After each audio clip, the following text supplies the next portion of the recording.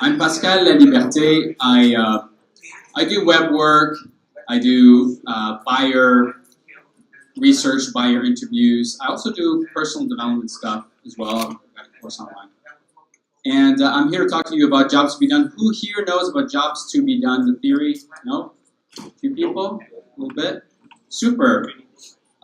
This is pretty solid stuff. I think you'll find it surprisingly delightful and useful, particularly if you're interested in making a product that is consequential, that is good. What you'll get out of the day, you'll get to understand the theory of jobs to be done, an introduction to it at least. You'll understand the core concept, the core idea is that you'll have a way to understand what causes people to purchase products.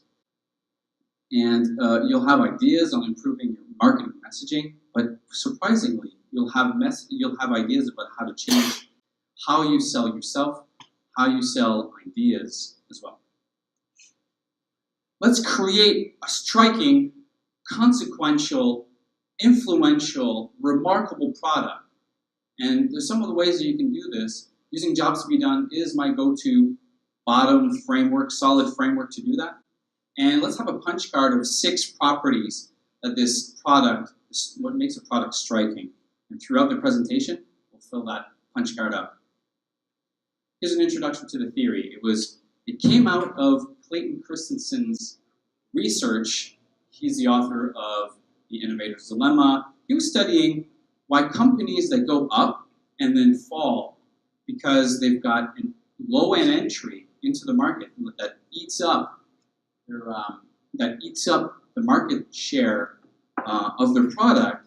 And so these companies did all the right things, but then they get eaten up by this, small incumbent that comes up. And he was wondering what happens there. They did all the right things. They did not do any mistake up to that point. Why are they punished? Why is their company going down? And so he came up with a disruption theory. The disruption theory is about this, these small entrants that disrupt the market. But then he wanted to know, what causes some small upshoot to gain market space? It didn't add up. So he came up with the jobs to be done theory.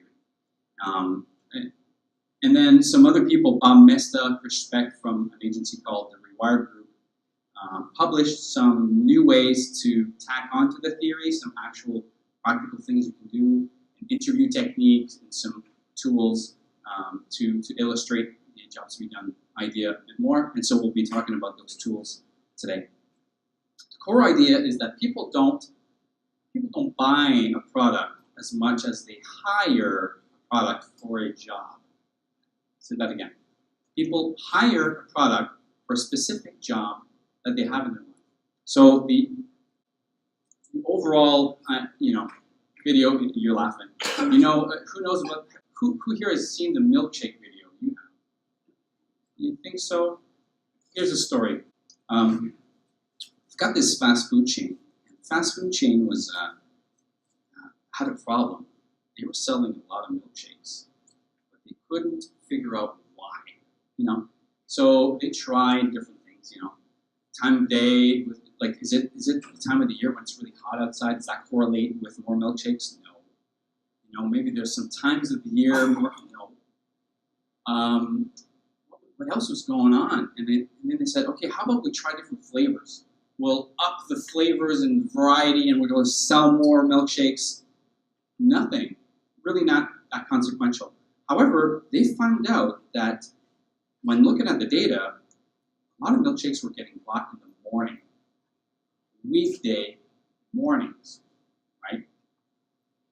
They dug, and they sent Bob Mesta, one of the early consultants in the field, to go investigate. And as people were heading out of the fast food chain, milkshake cup in hand at 7 in the morning, you got this Bob guy running to them. Can I ask you some questions? I want to know about your milkshake purchase. I don't get it, And the people were like, well, I'm kind of ashamed to say this, but I buy a milkshake on my way to work. Okay, tell me more. No problem. Tell me more. Well, actually, it's this. I've got a long commute, and I've got a morning full of meetings. And sometimes what I do is I come in here and I buy a milkshake. And the reason why is I tried other things. Like, I don't want to be hungry all morning. I don't want to be taking a snack at 10. I need to be full all morning, but also my long commute is kind of boring. I just want to sip on something. I want to eat something on the go. And I tried different other things. I tried a bagel, but that's sort of icky, and the butter and all that stuff. It's so awkward to eat. I tried a banana, but the banana doesn't fill you up. I tried a coffee, but that doesn't fill you up either. Although that's kind of handy that everybody does that. But I wanted to be full. And you know what? Nothing. And the muffin. The muffin crumbles all over you. It's horrible. I didn't want to have a muffin. And so milkshake was kind of neat. You drive with one hand and you sip, the milkshake with the other, and it did the job really well. And that job was, I want to get full by the time I get to work, and I want to stay occupied. Sucking on that straw. It can take the whole drive just to finish that milkshake, and it's fine. It tastes kind of nice. I like it. That's what I do. And that story came up again and again. I was kind of weird. So that's the milkshake story. People hire products for a specific job. And notice that the competitors for the milkshake was, a muffin. It wasn't other milkshakes or other milkshakes from other companies. They trusted that company enough for their milkshake, and that company did a thick enough milkshake so that they can sip on it for a long time, etc.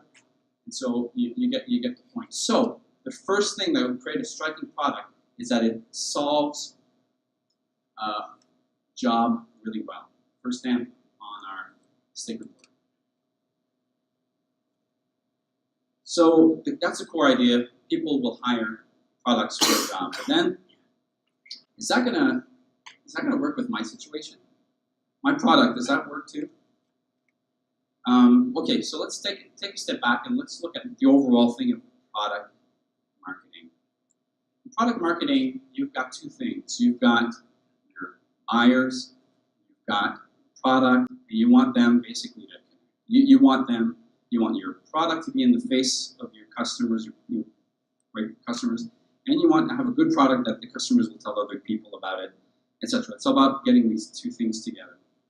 And if you do it right, get that formula right, you get growth, get a striking product.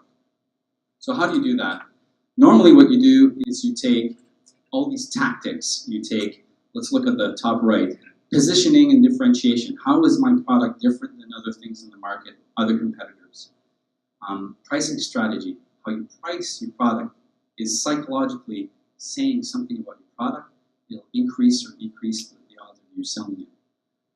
On the left here, you've got personas, target market, industries, things you can define in order to get a specific niche that you can bank on and say, yeah, this is going to work. And you've got these things that you can change, but really, all your best efforts in doing these things, they're just affecting correlation. You're not finding the cause of somebody buying your product. Just increasing your odds. Let's take a specific example. Let's say you were dissatisfied with the project management software out there, and you happen to be knowledgeable enough about creating apps, and but you come from a specific industry. You've done a run of project management inside the metallurgical industry, and you're thinking, I was dissatisfied with project management software in that industry. I'm going to give it a shot. I'm going to create a software like that, and I'm going to sell a ton because I know what the people are struggling with, and I know where they go. I know what conferences they attend. I know what products, what the magazines they read, etc. I've got some good odds. That's great, and you're going to get set out to do all this. Product market, you've got industry, target market, personas. Personas would be a project manager, right, etc. That's your typical buyer. But this thing here about getting a person to give you money to solve a problem, that's a whole different ballgame.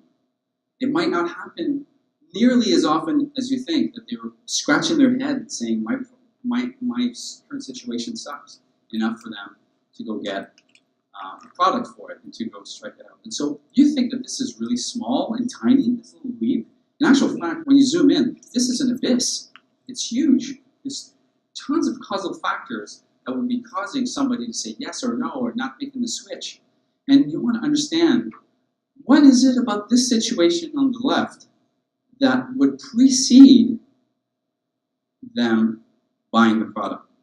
What's the situation that causes somebody to buy your product?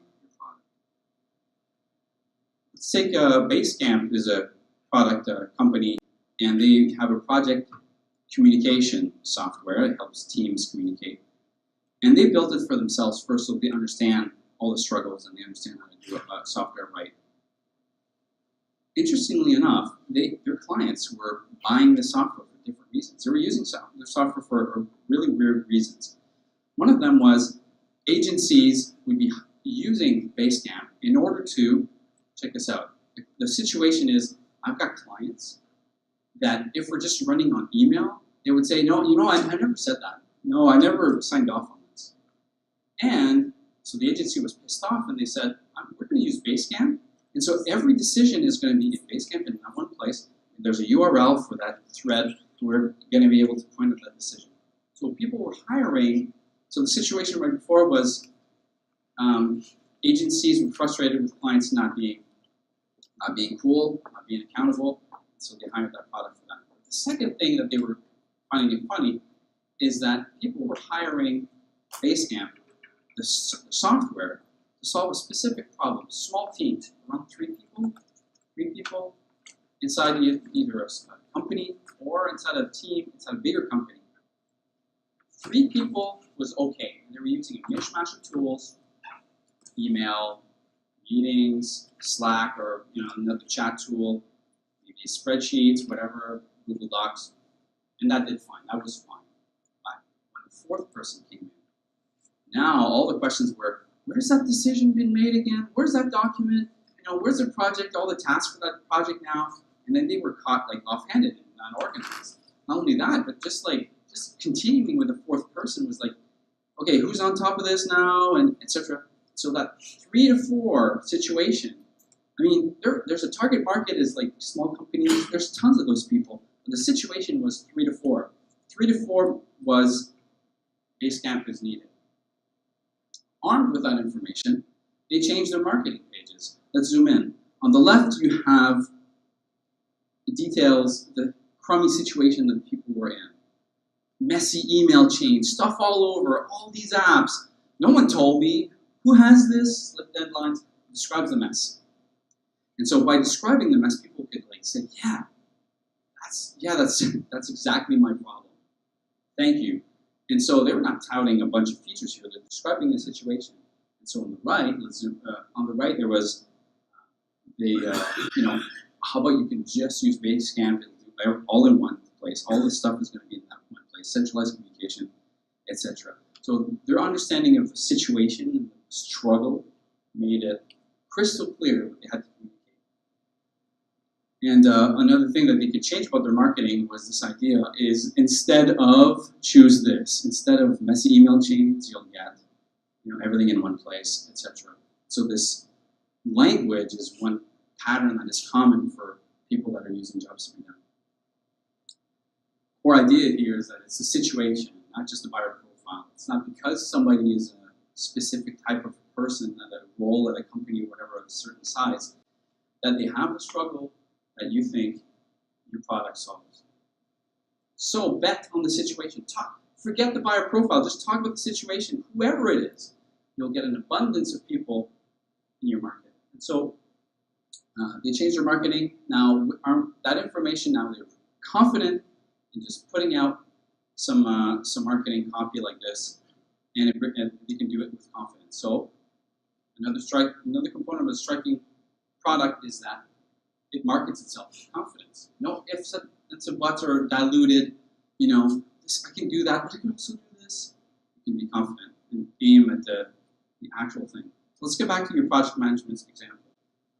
You're all set. You've got struggles. All right, now I'm going to do it better because I'm going to cater to not just one situation, but 3 or 4. I'm going to add features. Yay! And so you find yourself thinking that you're on the right track by adding and adding to your product. However, you might be creating anxiety with your product. People might hesitate just by way of having different features all over the place. In fact, your features might be creating anxiety. You know, you seem to be solving my job, but now I don't want to be an expert in all these other things your product is touting. I just want this. So I'm going to go look for something else because I don't want all these other things. And so if you understand that your features might be creating anxiety, you're doing yourself a disservice. Focus on the main job ruthlessly. And this is hard in a company that just wants to expand and things like that. Takes a lot of guts and a lot of leadership. Let's take an example of one story of a guy that bought some ebooks. Because the features are not the only anxiety that you might be coming up against.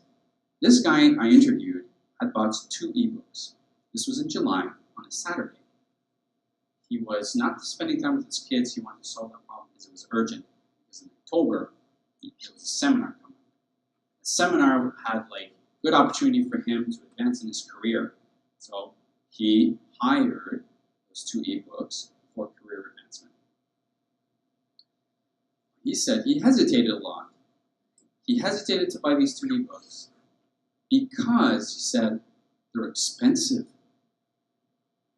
Okay, well, hang on. I don't know. I find ebooks are the less expensive counterpart of a full book, right? So what's the deal? No, they were really more expensive than the other one. How much were they? $16 a piece. What? For, the price of 5 lattes at Starbucks, you could buy yourself 2 ebooks that are going to solve your, career advancement problem. You've got something in October, you're going to get really smart-assed about this topic, and it's not going to do it. This is too expensive for you? I didn't say this, but this was what I was going through my mind. I said, okay, well, tell me, do you buy a lot of ebooks? Oh yeah, that's all I do. I love ebooks. Ebooks are great. And I'm thinking, okay, what's going on? What do you do? What kind of other ebooks I have? Oh, I have tons. What I do is I download the free samples whenever I find a book. And so now when I open iBooks, I've got all these other books, potential books I could be reading. Then it dawned on me. The 2 new ebooks were competing with all the other potential ebooks he could be reading that he was delaying and putting off. And it was basically competing against his guilt of not reading enough ebooks. And that was the real problem. These ebooks is not the price, although that's what he was saying. The real anxiety is, am I going to have time to read these ebooks before October? And he was doubting that. And so, if you want to make a striking ebook, something that is going to knock it out of the park, create a short ebook that really resonates, or that you can get the takeaway from the first, a quarter of the book, and then that nails the job really well, and then charge a higher price.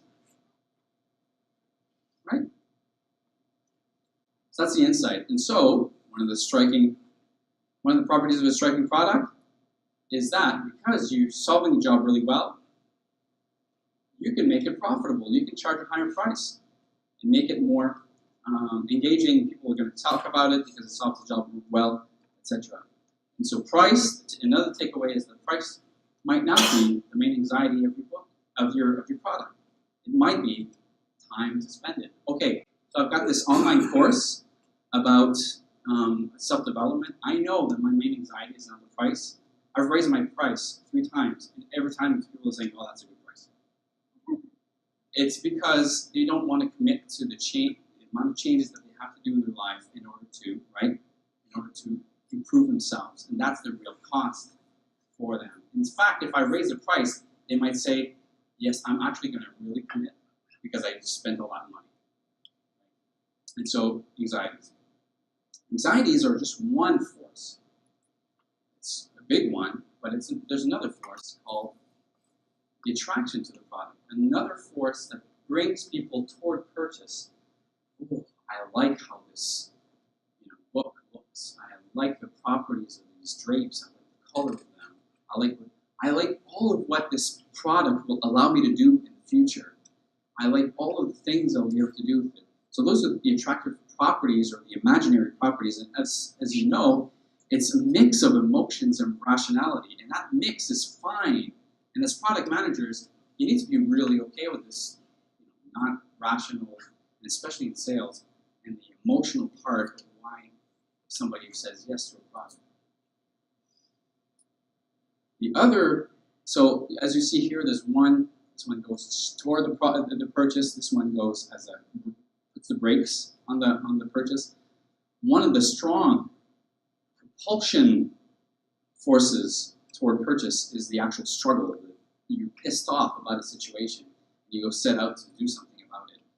I'm pissed off that I have this small leak in my garage, and I can put it off, but no, something's coming up, and I don't want another winter where I have a leak. I want to do something about that. And so the struggle is what propels somebody to do something about it. And it's a strong force.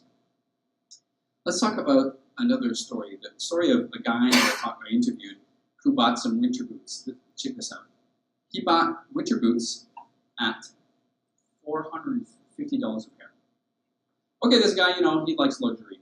No problem. But that's not really the thing. He didn't look to me as, he's young, he have money to, he's come from a family with a lot of money. And the thing is this is the story. It was his first winter in Ottawa. And before that, he was in Toronto for a bit, for a winter or two. And the winters were mild in Toronto, and he lived in downtown. He didn't have to go out that much. But before that, he was in the States. So this was coming up was his first official winter. He was a busy guy. And so he researched boots after boot in order to find a boot that would do this. I want to find a boot that I can trust, that the company thought enough about winter so I don't have to think about winter at all. I don't have to think about winter. I don't have to be an expert in winter for 4 years. Every morning, I've got other things on my mind. I'm putting on my boots. I'm going to whatever meeting or whatever life throws at me. I've got my career to think about. I don't want to spend time to become an expert in winter. And these boots did the job. They promised you don't have to think about winter. You don't have to think about where you put your foot down. It could be slush, it could be whatever. We've got you covered. And so he researched a company that thought more about winter than he would have to, and he trusted that company and he said, I want these boots. So the main anxiety that he was actually, coming up was, are these boots going to fit me? That was the only thing. The price was obviously not the anxiety. And he goes out, finds a store that has them in the States, walks in, $450 later, they fit, boom, they out, bought some boots, no problem. So you want to be in the winter boot business if you can have that trust from the people that are buying it. Back to your project management software. Now you know the job that you're going to be solving. You know that to not go overboard with features because it creates anxieties. You know what those things are. You know what is attracting people to your product and the anxieties. But who's going to buy it? You're thinking it's going to be the project manager. So what's a project manager doing anyways without project management software? What is he doing? What does a project manager do? What tools do they use? Excel, spreadsheets, meetings. They're using meetings to influence, and their email. Can you give me a status on this? I'd like to have that status on this by Friday. If you have an estimate for me, that would be great. And so they're using email, they're using meetings, they're using spreadsheets, Gantt charts maybe, if they're sophisticated, and the problem requires it. But basically, that's it. Those are the things that you're competing against. You're actually competing against habits. The habits that the person has currently is probably your main competitor. That's what people are using. And that's what people will be switching against. And if those things are fine, and unless they have a real problem with them, they won't switch. In fact, the project manager, if you put a project management software in there that allows everybody in the team to be autonomous, they're out of a job. Why would they go for your project management software if it puts their job in jeopardy? You're not happy because you've got certain values and you don't like meetings or whatever, but most people are fine with that because they can exert their influence. And so you're competing with the person's role and the person's career, the person's way of doing things. So your real competition is not the ABC products that are attractive. You think that's where your competition is. But in fact, your competition is people's habits, mostly. And so it's also what's called non-consumption. Basically, people say, you know what, I'll make do with what I have. I'm fine. I'm not going to be a purchaser for that problem. But solve the job well. This is the thing. Solve the job really well. And you know what? This habits thing is a huge gravity well that is pulling people toward not purchasing. If you can get out of that gravity well and have people change orbit, and you realize that you solve the problem more than the current solution, you're actually going to find a bigger market that's nobody's going after. There's an abundance of jobs that are unmet or met, and the people are just using a mishmash of tools just because. And they're okay with it, and sometimes they're not, and they go out and they don't find anything for it. So there's an abundance of jobs that are poorly met. And so, over here, one of the properties of a striking product is that it creates a market. Because you go and you solve the people's habits in a way that nobody else. And it doesn't have to be a flashy AI, machine learning product, trendy thing. It could be something really simple, and it'll be a hit. In fact, it could be a hit if it's not anything to do with technology, because people have anxiety about technology. People have anxiety about their phones. Like, I'm selling this monthly planner that's paper-based, and I realize that people, no problem selling it because, yes, finally I'll be able to not use my phone. That was created in the last year or two, people having anxiety about their phones. That's new, that's brand new. So those are the forces of progress. And so 2 forces bringing toward purchase and 2 forces bringing toward non-consumption. And so when people hire something, that also means they fire something else. They fire their email, their meetings. They fire these other things.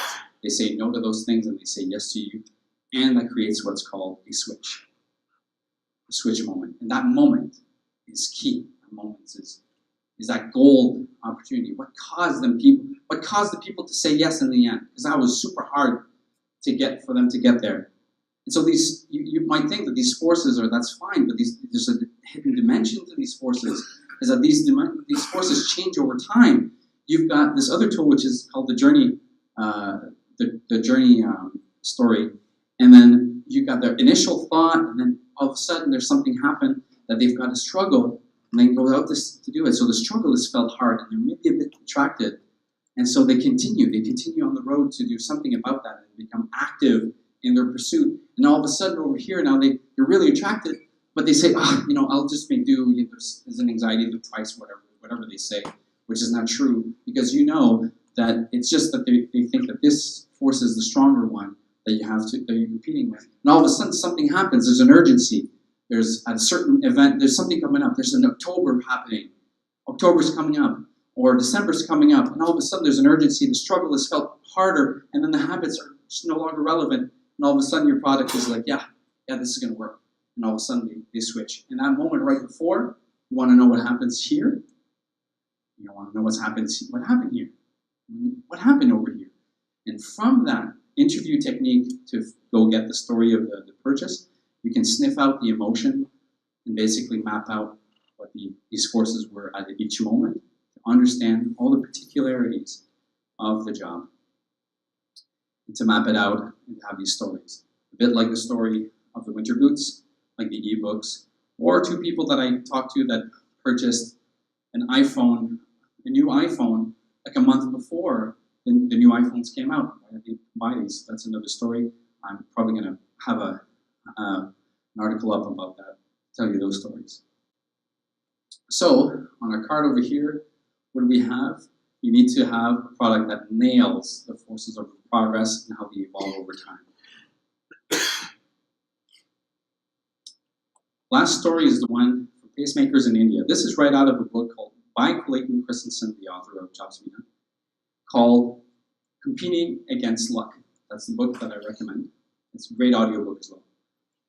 Pacemakers in India. There's this company selling pacemakers in India. Huge market, great opportunity, and then India is coming out of a certain market, and now they can afford stuff like pacemakers. But they were still having problems selling them more than they thought, and so they interviewed people, and they realized something. People don't necessarily have access to the kind of money you need for a pacemaker readily, but they will, because in India what happens is if somebody's ill and they need a lot of money, everybody pulls in, all the family, the extended family pulls in for money. And so when they realized that, what they did was they created some other things around the product, two monetary financial products. One was a bridge loan. A bridge loan is a temporary loan, while you figure out how you're going to get the real money. And the other one was a loan that would be pardoned at the death of the person who the loan was issued to. So these were smart because then, the big corporation could offset the risks of those two things, people defaulting on their time for the bridge loan, or people dying ahead of time before. They could offset that with insurance and other things, and it's a risk mitigation strategy. But what happens is that these two other financial products were actually part of the product. There were not other products. People were not buying a pacemaker. They were hiring a package in order to get a heart that works. And so, people hire more than just your product. You can extend that idea in that they don't just hire this small product, but you can extend the idea that around your product, there's other things that you're selling. You're selling the company itself, meaning that, give you an example. Do you have a newsletter, right? And so if you have a newsletter, people might have a job to be done for that newsletter, meaning that they don't want to miss a single thing you say because they value so much what you're saying. They feel connected with your values. And so the job to be done of your newsletter is going to be different than the job to be done with your main product. However, if you tend to the job to be done, it's like having small steps and small ladder steps in order for them to jump and make that big thing. You want them to tend to all the jobs to be done, so all of the things that are going toward your product. And so, one of the properties, the last one, of a great striking product is that is in a family of products that also serve their job really well. So if it's surrounded by really well-made products or services or whatever, then you've got better odds at making a striking product that's going to be such a no-brainer for people to talk about, etc. So to recap, this is what it is. What's the job that your product is hired to do? Focus on the situation that precedes the purchase. Forget about the buyer profile. It's not as important. It gives you, information about their language and etc. But the situation is what you want to bank on. Struggle, attraction, anxieties and habits. Those are the forces of progress. The habits are your real competitor. They're firing something else. What are they firing? What are they switching away from? And that makes jobs to be done, for me at least, a very solid foundation. And to finish on that,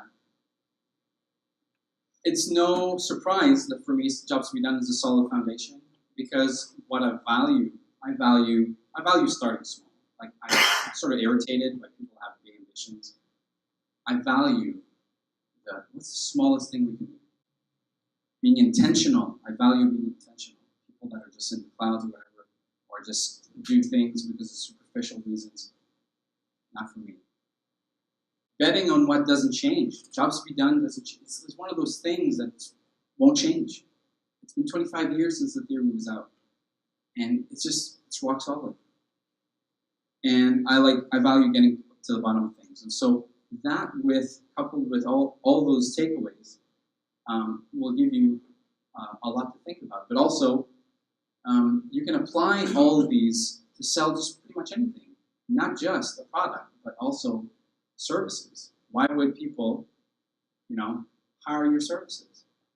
They have a job that they want to get progress on. You want to help people with their progress. Your personal brand. Why would people buy into your personal brand? What job is it you know, you've got a Twitter feed and your bio is, you know, husband, whatever. But how about you put your bio to say what exactly people would be hiring by following you? You will get news about this, thoughts on that, whatever. And so you can communicate what it is that people are buying into when they follow you. Selling ideas. You can sell ideas with the jobs to be done by mapping out what your boss or that other person that you're trying to seduce to an idea, what their job is, and what their struggling point, and all the forces, or what's your attraction, what's your anxiety, and you map those out, and then you're going to find. And so all of these things that you're selling, you know, you can craft all the connected experiences around you in your product to be job to be done driven as well. So some of the next steps you can do, each of your offerings for which jobs would people hire these. You can get good at this interview technique called Mastering Job to be Done interviews, offered by the Rewired Group. I recommend it. It's a great course. It's a lot of subtlety to master that interview technique because you really got to get deep and ask the right questions. There's also the Milkshake video, the book recommendations, and today's slides are found in this URL right here. And so, thank you very much.